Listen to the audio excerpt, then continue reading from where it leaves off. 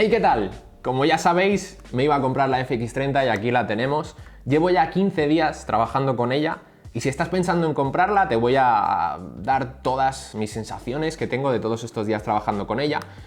Y la más importante, como ya sabéis, yo soy usuario de Blackmagic Pocket, tengo mi Blackmagic Pocket 6K, que la llevo para todos sitios, la utilizo para todo. Y para redes sociales yo tenía una Sony A6600, pues si de repente el formato lo que exige es más velocidad que calidad, pues necesitaba una cámara distinta porque la Blackmagic Pocket, como sabéis, se tiene que riguear, se tiene que adaptar a muchos escenarios, porque al no tener IBIS y no tener autoenfoque, pues digamos, y aparte la cámara no es muy ergonómica, no es demasiado cómoda, la alimentación es algo bastante, ¿cómo decirlo? Es complicado alimentar la Blackmagic porque la batería que lleva es una anecdotilla y tienes que alimentarla de forma externa, tienes que montar un camarón, con lo cual para redes sociales y demás no termina de servirte. Y me ha ocurrido algo muy curioso, y es que cuando salieron la Sony A7S III y la FX3, que son digamos las hermanas mayores de esta cámara, que son las full frame, que están sobre los 4.000 euros, me preguntaron mucho, ¿cómo ves las nuevas Sony? ¿Son para sustituir tu Blackmagic? Y dije, ostras, es que cuestan más del doble. Y para lo que cuestan, la imagen de mi Blackmagic sigue siendo mejor. Y como cámara principal, mi Blackmagic me convence más. ¿Qué ha ocurrido? Me he comprado la FX30, pensaba que iba a ser mi cámara de apoyo para vídeos de redes sociales, pues para llevarla sin riguear, grabar a mano, enfoque automático, el IBIS, disfrutar de todo eso. Y me han vuelto a preguntar, ¿cambiarías esta Sony FX30 por tu Blackmagic? Y la verdad es que estoy dudando. ¿Por qué estoy dudando? La verdad, llevo 15 días probándola en distintos escenarios, vídeos más de redes sociales, vídeos tipo documental, vídeos de noche, y es que es muy buena. Es muy buena si le exijo lo mismo que a mi Blackmagic, y me explico. Lo que nos ocurre con estas cámaras, ¿vale? Es que son tan cómodas que les exigimos mucho más de lo que le exigiríamos, por ejemplo, a una Blackmagic, a una cámara de cine. Queremos hacer planos imposibles que se vean orgánicos, cuando en realidad el IBIS es lo más antinatural del mundo. Como cualquiera que haya grabado con el IBIS, ves que las correcciones que hace para que esté estabilizada la cámara no son lo más orgánico del mundo. Sin embargo, la Blackmagic a mano tiene su tembleque, es natural, pero son cosas que le exigimos a esto, ¿no? Pero es que nos ocurre con todo. Yo me he dado cuenta que al cogerla te vicia al momento. Le pides cosas que son surrealistas y que no le pedirías a tu Blackmagic. Pero usándola como si fuese una cámara de cine, como si fuese una cámara de cine 100%. Es decir, yo las cámaras de cine siempre las pongo en el mejor escenario de luz. No se me ocurre llevar un camarón y iluminar mal, no se me ocurre. Entonces, lo que hago con esta cámara es exactamente lo mismo. Tener una buena luz, como en este caso, por ejemplo, que ahora estoy grabando con la Blackmagic porque tengo esta aquí, pero tener una buena luz siempre, ya sea una luz principal, una luz lateral, una luz de contra, siempre tener luz, aunque sea luz natural, insisto, si estás grabando documental, si tienes al personaje haciendo una acción, perfectamente lo puedes reorientar, si te lo permite, ponerlo a contraluz para que te quede más bonito. Que por cierto, me queda pendiente enseñaros todo el breakdown de los documentales que grabé en África para que veáis un poco eso, cómo manejarse en escenarios de luz natural. Lo dicho, si utilizas esta cámara en las mismas condiciones que usarías una cámara de cine, es un camarón. Pero sí tiene ciertas cosas que, si vienes de una Blackmagic, te hacen sentir un poco huérfano. Y una de ellas es la monitorización. Porque mucho se habla de que la textura de la Sony es muy mala comparada con la de las Blackmagic, que si las sombras hacen ruido, que si demás, pero todo esto se puede solucionar, que es lo que vamos a ver en este vídeo. Uno de los principales problemas de la Sony es la monitorización. Así como en Blackmagic tenemos el false color, que el false color digamos que te devuelve un poco la realidad. Es decir, el false color te está diciendo en todo momento cuál es la disponibilidad de luz natural que tienes y si necesitas refuerzo, si tienes que componer el plano de determinada manera. Es decir, tú grabas a contraluz con el false color y el false color te lo dice, oye, esto es contraluz y el término que tienes aquí a contraluz está oscuro. Así es como vas a tener que sacarlo en postproducción. Y con estas cámaras no sé qué es lo que ocurre, pero nos viciamos y queremos que el contraluz tenga detalle. Y eso no se lo pedirías a una Blackmagic, es decir, no, la exposición que te da la Blackmagic es la que te da. Y en estas no sé por qué insistimos en sobreexponer las cosas, intentar sacar información de las sombras que no existe en la realidad, porque no existe, es negro, está a contraluz, entonces, operándola bien, joder, es muy buena cámara. Aunque para mí la sensación sea esa de ceguera, de no estar monitorizando bien la cámara, porque la verdad que el false color de Blackmagic, por ejemplo, es buenísimo, el monitor es buenísimo, el hecho de tener solo un perfil de color y un LUT que tú le aplicas o aplicar el propio LUT de Blackmagic, que es buenísimo, ya estás viendo lo que vas a sacar en postproducción. No tiene mucho más, no te pierdes por el camino. Esta cámara, como tiene tantos perfiles de color y solo si usas el S-Log, lo que ocurre con el S-Log es un poco que siempre tiendes a sobreexponerlo para sacar buena información de las sombras. Entonces, no terminas de monitorizar nunca lo que vas a sacar en pospo. Ahora han sacado un modo que se llama Cine EI, que es el que vamos a ver hoy, que ese sí te permite un poco monitorizar bien la cámara. Pero aún así, no termina de ser una monitorización del todo buena, con lo cual es pillarle un poquito el truco. Ok, tenemos a este Buda a contraluz y lo tenemos, como veis, a ISO 200, el histograma, como veis, tira hacia la izquierda, con lo cual hay una gran presencia de sombras, está muy a contraluz. Lo tenemos a ver, con el shutter a 50 y f1.8. Si nos vamos al menú, como veis lo tengo en logarítmico, tiene un LUT por encima y he utilizado esta nueva función del menú, que es la función Cine EI, ¿vale? Pero la he usado con el ISO flexible. De momento no he activado el Cine EI rápido ni el Cine EI. Más adelante os explicaré cómo son estas herramientas de monitorización y como veis tengo el perfil de gama de color, es Gamut 3 Cine S-Log 3. Y insertar archivo LUT es para que le insertéis uno personalizado, pero en este caso está usando el de la cámara. Cualquiera que haya usado una Sony sabrá que con la exposición a menos 0,7 en un logarítmico, seguramente esto nos termine dando ruido en las sombras. Entonces vamos a intentar sobreexponerla un poquito. Para ello vamos a activar las cebras, que se activa con el botón izquierdo de la redondita, este de aquí, y de momento no vemos nada. Mirad, si vamos al menú y vamos a visualización cebra, tengo la cebra activada a 100 más. ¿Por qué? Porque como estoy acostumbrado a grabar en logarítmico y en este perfil logarítmico lo ideal es sobreexponer, pues lo tengo puesto que los niveles de luz estén al 100% para que me avise de si estoy quemando del todo la imagen. Pero como sabéis, en este perfil logarítmico es difícil quemar los blancos. Y tiene su truco. Pues vamos a subir la ISO a ver qué es lo que ocurre. Como sabéis, la ISO nativa de esta Sony es ISO 800. Ahora el histograma está mucho más equilibrado. Vamos a grabar un plano. Vamos a probar con este primer plano que recordad está a 800 ISO y a +1 de exposición. Le damos a Option S o Alt S en Windows, recordad.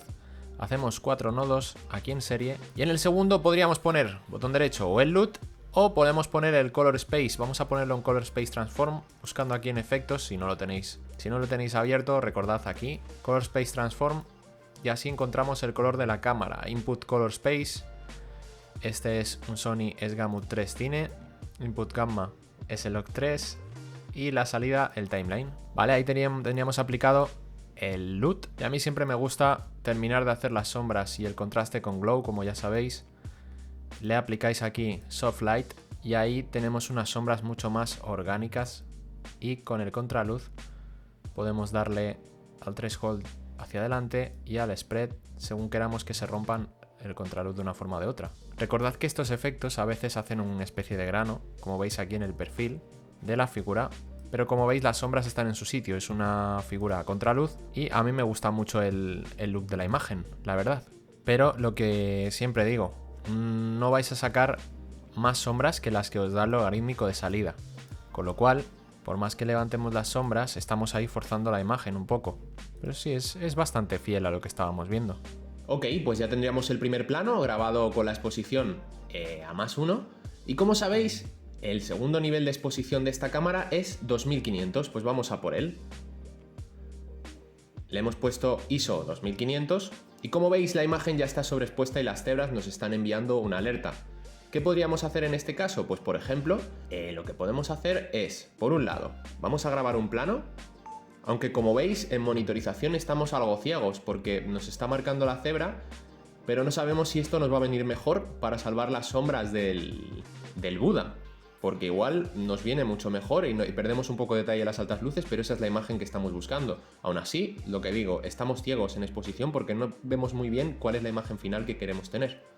Teniendo este como referencia, le damos comando C o control C en Windows y nos vamos al siguiente. Le pegamos con Alt V o Option V la Color Correction, la corrección de color. Y mirad, aquí con +2 de exposición, lo que tenemos es esto. Tenemos mucho más detalle de la figura. Y el ruido no es excesivamente intrusivo. Si queréis que haga un poco más de contra, yo os recomiendo utilizar el glow. Si quitáramos el glow, tenemos este digamos, slock a RX 709, que de hecho recuerdo el Color Space Transform, yo he usado el timeline porque lo tengo bien configurado así a RX 709, pero si no, le ponéis aquí RX 709, output gamma, podéis poner sRGB también, y veis, a RX 709 sería esto, tiene algo de ruido, pero es porque estamos intentando sacar más detalle del que en realidad tiene este contraluz, ¿no? Para mí lo bonito sería usar este glow para hacer el contraste final y como veis no hay presencia de ruido en ninguna parte. Si los comparamos, veis este primer plano que hemos sacado antes está mucho más a contraluz y este de las altas luces está mucho más arriba. Podríamos arreglarlo cogiendo el primer nodo y bajándole las altas luces y tendríamos una exposición igual a la que teníamos. Obviamente no se parece a la de monitorización, pero tendríamos una exposición parecida a la del primer fotograma, con unas sombras con muchísimo menos ruido aún, más definidas, y seguimos teniendo información aquí atrás, no hemos perdido, no hay un pelotazo de luces que perdamos todo. ¿Qué podríamos hacer para monitorizar mejor? Pues por ejemplo, tengo un ND situado al frente de la lente que podría cerrar hasta obtener la exposición deseada, que sería dejarlo con las cebras ahí al borde. Vamos a grabar otro plano. En la versión anterior teníamos las cebras activadas y en este hemos bajado el filtro ND para recuperar esas altas luces. Como veis, aplicándole el mismo grading que al primero y que al segundo, lo mejor es, para la textura de la imagen, lo mejor es hacer esa trampa que hemos hecho en este segundo, sobreexponer, y como veis las sombras quedan muchísimo más definidas y hay menos ruido, y como veis atrás no hemos perdido tanta información. Aquí, sin embargo, tenemos la misma información en las altas luces y las sombras hacen un poquito más de ruido, con lo cual vale más llevarnos la imagen sobreexpuesta, como estáis viendo. Ok, ¿y qué es eso del cine EI? Como os decía, con el ND totalmente abierto y a ISO 2500 podemos grabar el plano perfectamente y seguramente nos funcione, pero la monitorización que tenemos no es del todo buena. ¿A qué nos ayuda el cine EI? Mirad, nos vamos a la primera página de la cámara, vamos a calidad de imagen, ajuste toma lock y le vamos a dar a cine EI rápido. Por ejemplo, a mí en realidad me gusta más el cine EI, porque el cine EI rápido, mirad, lo que hace es lo siguiente. Tenéis que iros a este otro menú y en base ISO, como veis, está bloqueada y está a 2500. ¿Por qué está a 2500? Porque tenéis el cine EI, que es esto de aquí abajo, a 4000. Hasta 2500 estaría en ISO 2500 y por debajo nos bajaría a ISO 800, que lo tendríamos aquí. Como veis, la cuestión es ir cuadrando la exposición. Como veis, estaría con el ISO base a 800, como veis, y estaría expuesto a +1. Si lo subimos al 2500, estaría sobreexpuesto, pero bajamos un poco y en 1600 nos tomaría el ISO 2500 porque nos hemos pasado del ISO del 800 y por encima de 800 toma ese segundo ISO nativo. Tenemos una sobreexposición de 2, no nos saltan las cebras y podemos ver cuál es la imagen que nos llevamos al final. Pero es que sigue grabando, la cámara sigue grabando a 2500, movamos lo que movamos. Es decir, nosotros ajustamos la previsualización. En 800, como sabéis, en este modo cambiaría la ISO, pero podemos subexponer el LUT, la previsualización, y ver que nos está conservando buenas sombras, la imagen queda bien y tenemos una ISO 2500 que nos da muchísimo rango para luego hacer postproducción. Vamos, por ejemplo, a hacer un plano a +1,7, a ver qué tal. Con el cine EI a 800, como veis tenemos un contraluz que gracias al cine EI lo tenemos expuesto justo en su punto y como veis no hace excesivo ruido porque no hemos decidido forzar nada, están las sombras ahí donde tienen que estar. Si forzáramos en etalonaje y quisiéramos sacarle más información a esto de la que en realidad tiene, pues podríamos fastidiarlo, ¿no? Vayamos a desactivar el glow y le subimos las sombras en el primer nodo y como veis por fastidiar podríamos fastidiarla todo lo que quisiéramos esta imagen, pero lo que hemos grabado en realidad es esto. Más adelante hemos probado el cine EI a 2500, que nos queda más sobreexpuesto y al pegarle el etalonaje, como veis, nos queda sobreexpuesto, pero tenemos todo ese margen para bajar, recuperar las altas luces en el primer nodo y como veis, no hemos perdido información aquí en el contraluz y tenemos un Buda súper bien definido. Como veis se ve el relieve y apenas hay ruido. A mí, por ejemplo, yéndonos al menú otra vez, a mí me gusta más utilizar el modo Cine EI. ¿Por qué? Porque según la ubicación en la que esté yo, voy a usar un ISO o voy a usar otro, porque funcionan bastante bien los dos. Entonces, si estoy en un interior a contraluz, como en este caso, quizá lo que me cuadre sea, yéndonos al menú de ISO Dual, que podríamos meterlo en atajos aquí en funciones, pero de momento no lo tengo activado. En ISO base le ponemos 2500 porque estamos en unas condiciones de luz bastante malas, y luego, con el LUT, pues lo voy bajando hasta donde quiera, y aquí estoy viendo que es que tengo un margen brutal. Y el detalle de las altas luces no estoy terminando de perderlo. Como veis, si lo subo a 2500 aquí me pone que está quemando. Pero si voy bajando el LUT, la verdad que la monitorización que me da me gusta. Con lo cual voy a grabar un plano aquí. Como sabéis, se estará grabando con el aspecto que nos daba 2500, pero yo le estoy aplicando con este LUT una especie de corrección de color para ver cómo se vería en postproducción. Vamos a probar de nuevo con el ISO base 800, a ver qué tal se comporta. Y como veis, en 800-800 clavado, nos da un +1,3. Vamos a probar a tirar un plano.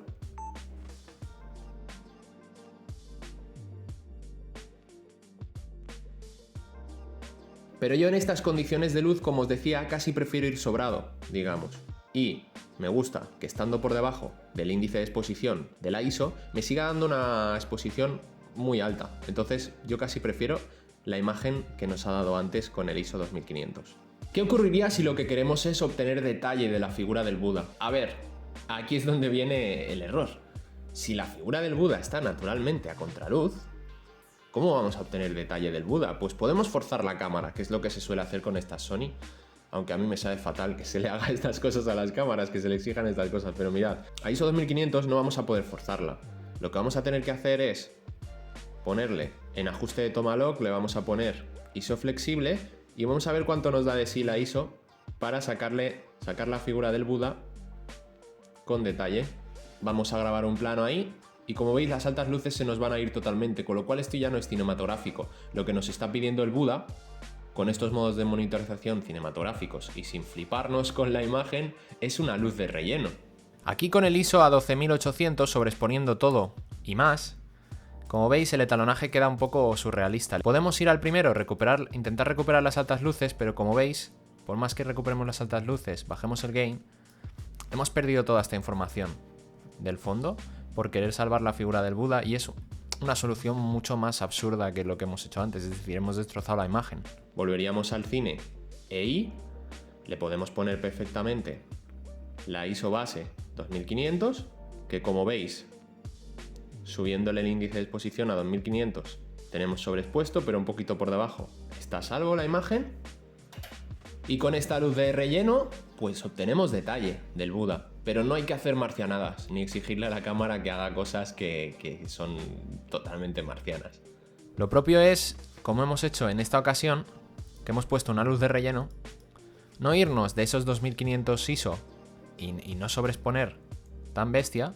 Y aquí, como veis, podemos recuperar las altas luces, tenemos esa luz de relleno y tenemos totalmente definido a nuestro Buda. Incluso podríamos bajar la exposición general en el primer nodo y como veis, el Buda, pese a estar en las sombras, está súper definido, no hay apenas ruido. Y con esa luz de refuerzo tenemos una imagen muchísimo más cinematográfica. Podemos bajarle el offset, más incluso, y veis, queda precioso. Otra de las cosas que puedes hacer si no es ponerle un monitor accesorio, que yo lo recomiendo porque la pantalla de esta cámara es muy pequeñita y no termina de apreciarse, vas ciego. Para redes sociales te puede servir, pero no estás viendo realmente lo que vas a ver en el ordenador. Le puedes montar un Atomos, un monitor externo que tenga false color y que tenga muchas más guías de exposición, que aún así, ya te digo, yo probando con mi Atomos me da esa sensación que voy más a ciegas que con mi Blackmagic, porque la Blackmagic, al tener el sistema integrado, digamos que estás viéndolo todo genial. Tienes el logarítmico de Blackmagic que se conjunta muy bien con el LUT que le han metido a la cámara, que es el que lleva incorporado. El false color reacciona genial a esos perfiles de color. Es que está muy bien. Entonces, con las Blackmagic lo que hacemos para ver el color es poner el false color. Y aquí en el false color, como estáis viendo, tenemos los negros empastados en azul. No llegan a estar empastados en azul, quizá para que estén empastados. Vamos a cerrar el ND, tendrían que estar más en color lila, ¿vale? Pero en azul, como vemos, lo que nos dice el azul es que esto es una sombra.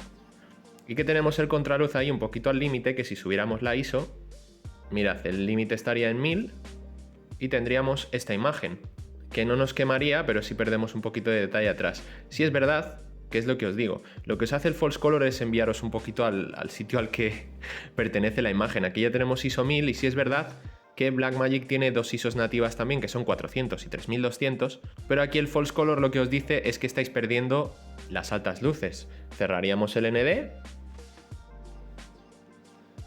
hasta que el indicador estuviera en amarillo, por ejemplo, ahí está el límite, y nos volveríamos a una imagen muy parecida. Pero como veis, las sombras tampoco son un milagro. En el caso de las Blackmagic vamos a pegarle esto, pero en el Color Space Transform le vamos a poner el Video Gen 5, el Gamma Blackmagic Film Gen 5, le dejamos el Glow tal cual, y como veis, esto es como nos quedaría con la ISO 200.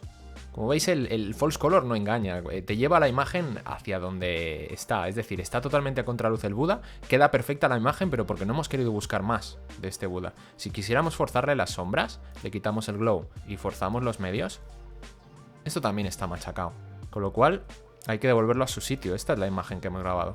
Ahora vamos a pegar los ajustes al resto de clips de Blackmagic. Como veis, esta es la que hemos grabado a ISO 1000. Se ven las sombras un poquito más ruidosas, pero es que hemos de recuperar las altas luces en este primer nodo también. Y bajar o incluso bajar el offset de toda la imagen y recuperar las altas luces. Nos vamos al full screen y veis, esto ya empieza a estar en su sitio. Y pese a estar en una ISO bastante alta, nos sigue... No hace ruido y estamos aquí a contraluz con el contraluz bien salvado en su sombra como tendría que estar.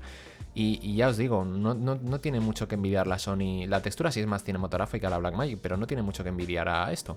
Y en el siguiente haríamos lo mismo, copiamos este nodo, está mucho más sobreexpuesto aún, pero podemos recuperar las altas luces, no del todo, como estáis viendo. Por más que le damos a recuperar las altas luces, hemos perdido la información.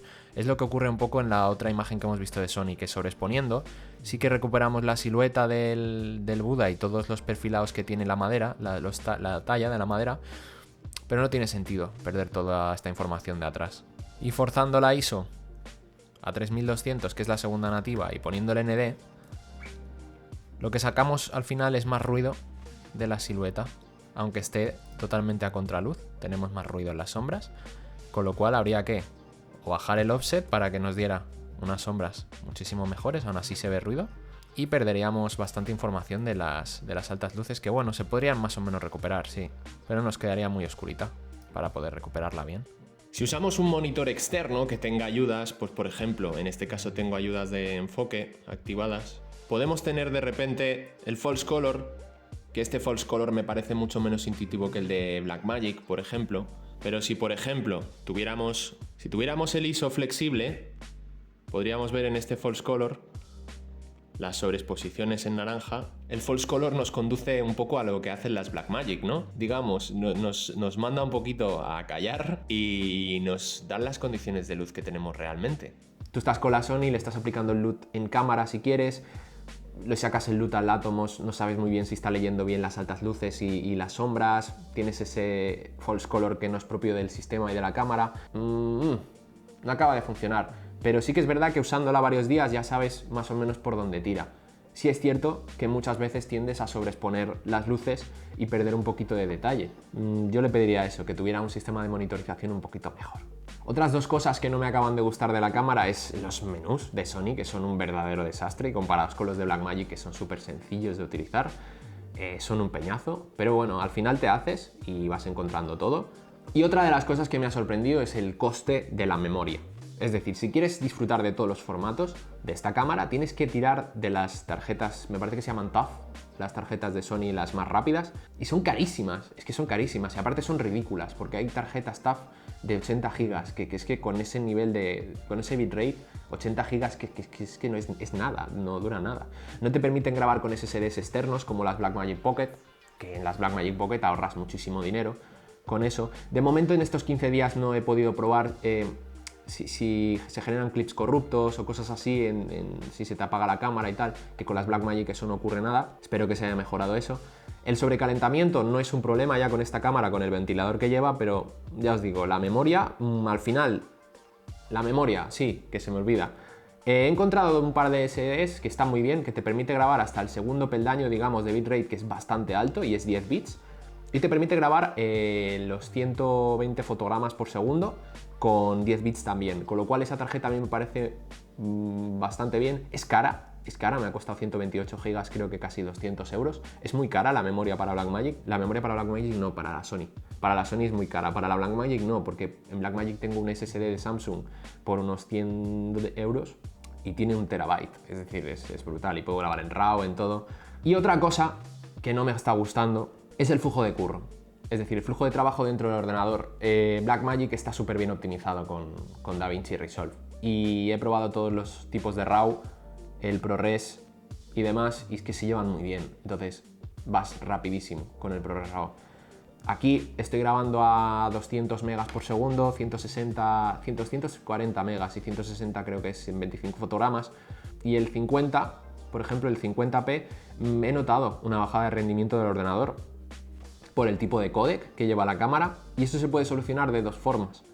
Una de ellas es optimizando un poquito el flujo de trabajo en DaVinci Resolve con proxies y demás para que vaya un poco más rápido. Aún así estás perdiendo tiempo con los proxies, que es un tiempo que con la Pocket no pierdes, porque con el RAW tienes esa opción de ponerlo a 1/8, luego tienes otra opción de hacer otro downgrade dentro del timeline y joder, ahí la verdad que el flujo de trabajo es genial. Con esta tendrías que hacer proxies o tener un grabador externo que grabe en ProRes, por ejemplo, con un Atomos, y grabar en ProRes desde fuera. Esas son para mí las tres grandes pegas que tiene esta cámara, pero aún así, ya os digo, estoy disfrutando un montón, me estoy sintiendo súper cómodo con ella y yo sí la recomendaría, Si es vuestra primera cámara, es un camarón.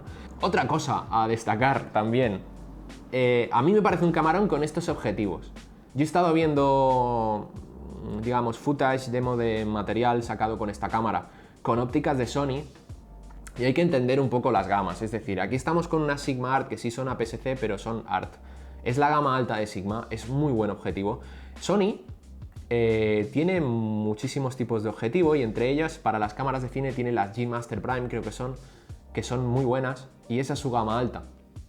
Todo lo que va por debajo es gama media, media-baja. Entonces, veo muchas reviews con objetivos de Sony, con autoenfoque y demás, y no tiene nada que ver la textura. Es una textura mucho más de cámara de vídeo barata. Y eso se debe sobre todo a los objetivos.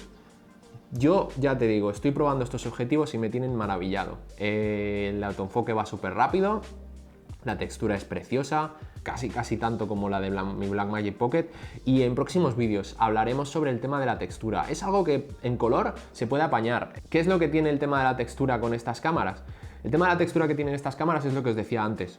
Como Blackmagic tiene su propio perfil de color, su LUT bien aplicado a ese perfil de color, sales de cámara, te vas a su propio software, le aplicas el LUT, la corrección de color sobre un perfil de color que han diseñado ellos, es que es rapidísimo, es muy rápido hacer que una Blackmagic parezca cinematográfica y que el color esté súper clavado. Con estas cámaras tienen muchísimo más margen de error con eso. La textura que digamos que da el perfil de color, el S-Log, una vez aplicada la corrección de color, es un poco más de contraste, da un poco más de contraste, pero las altas luces se pueden bajar perfectamente con curvas, no importaría. Para mí, en general, en postproducción, da más curro esta cámara para que dé resultados cinematográficos. Por eso, mucho más cómodo quizá para cosas de gran calado grabar con la Blackmagic Pocket. Ya ni os digo el RAW, es decir, mucho mejor grabar en el Blackmagic RAW, que funciona mucho mejor con DaVinci que no el ProRes RAW que te puede dar esta en el Atomos. Aún así, ya os digo, es una cámara espectacular, y yo creo que voy a disfrutar mucho de ella, y sigo insistiendo, no sé si voy a acabar cambiándola por mi Blackmagic.